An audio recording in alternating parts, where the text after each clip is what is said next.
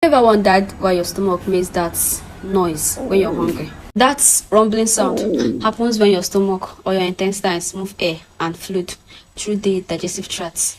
It is more noticeable when you're hungry because there's less food in your stomach to envelop that sound. Your stomach can make that noise even when you're not hungry. It can be as a result of digestive disorder, maybe carbonated drink, stress, anxiety, food intolerance. It's just a normal movement of gas and fluid in your intestine.